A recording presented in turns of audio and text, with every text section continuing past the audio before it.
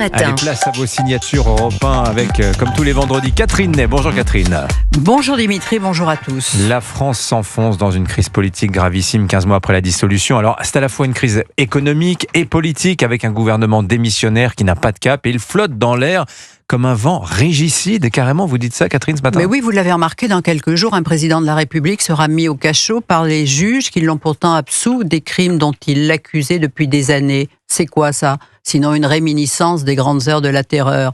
Et hier, Emmanuel Macron était au Panthéon où, sur un ton sépulcral qui s'accordait au lieu, il a rendu hommage à Robert Badinter, artisan lyrique de l'abolition de la peine de mort. Mais comme c'est étrange, c'est justement au moment où une majorité de Français, 86%, ont envie de lui couper la tête, enfin symboliquement, qu'il s'en aille. Dans les manifs de l'extrême gauche, on promène une guillotine menaçante maintenant. Mais déjà, des gilets jaunes défilaient avec sa tête au bout d'une pique. Et un samedi soir, on a bien craint qu'ils envahissent l'Élysée. Et puis cette semaine encore, Mélenchon, entouré de sa garde dévote, prônait sa destitution. Mais curieusement, il avait choisi un ton sobre, mielleux, fatigué, tellement pas dans son registre, éruptif d'habitude, qu'on ne l'a pas entendu. Oui, il jouait Robespierre, mais en sucre candi. Oui, et dans son propre camp, certains songent à organiser le départ du président. Oui, un plan de sortie qui est concocté par Édouard Philippe après les municipales. Partir la tête haute, lui enjoint le point à la une, ça c'est du jamais vu, qu'il parte de son plein gré la tête haute, sous-entendu pour qu'elle ne tombe pas dans le panier. Mais le président ne démissionnera jamais, jamais, vous entendez jamais, disent ses conseillers. Et ce soir, alors il devrait donc nommer un nouveau Premier ministre. Allez, en marche. Eh bien justement, le nouvel hôte de Matignon risque d'être le démissionnaire. Sortir pour mieux revenir, un aller-retour au vaudeville. Mais les Français ont découvert Sébastien Lecornu au moment où il s'en va. Dire, sa mission est terminée. Mercredi soir, il a fait un tabac sur France 2. Merci au service public de m'avoir invité, a-t-il dit, comme si Léa Salamé lui accordait une faveur. Et on a aimé son ton, à la fois ferme et fluide, sans effet de manche, une autorité simple, passible, humble. Le moine soldat, comme il s'appelle lui-même, a pris 14 points dans les sondages.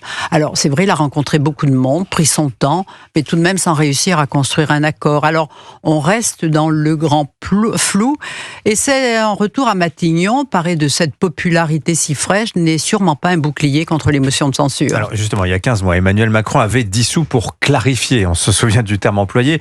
On n'en finit pas d'en mesurer les conséquences désastreuses.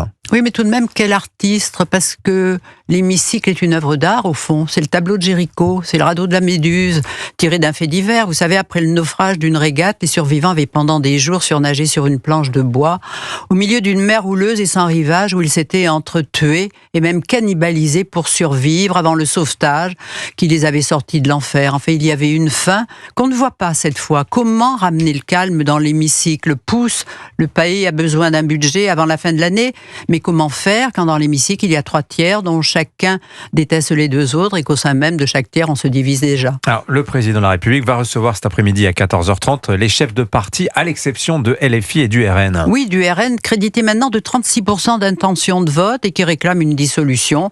Marine Le Pen, qui a voté contre Barnier, contre Bayrou, votera contre le nouveau Premier ministre, quel qu'il soit, et là, elle a bien prévenu. Donc, le président ne la reçoit pas. Le président veut garder la main, mais que va-t-il dire à ceux qu'il reçoit ? Les appeler à la raison quand lui a démontré qu'il était bien déraisonnable ? Il faut un budget, mais à quel prix ? Suspendre la réforme des retraites, s'enfoncer encore dans la crise économique pour ménager la gauche, qui est tout de même, rappelons-le, à l'origine des grands maux dont souffre le pays. Le passage de la retraite de 65 à 60 ans a été la rupture la plus dévastatrice, d'autant plus qu'une génération entière qui s'est vue octroyer d'un trait de plume 5 années de loisirs. On a démontré là, puisqu'on était vieux à 60 ans, on pouvait même partir en pré-retraite à 55 ans. Et la deuxième faute majeure, ça a été les 35 heures qui ont acté la fin de la culture du travail comme valeur centrale.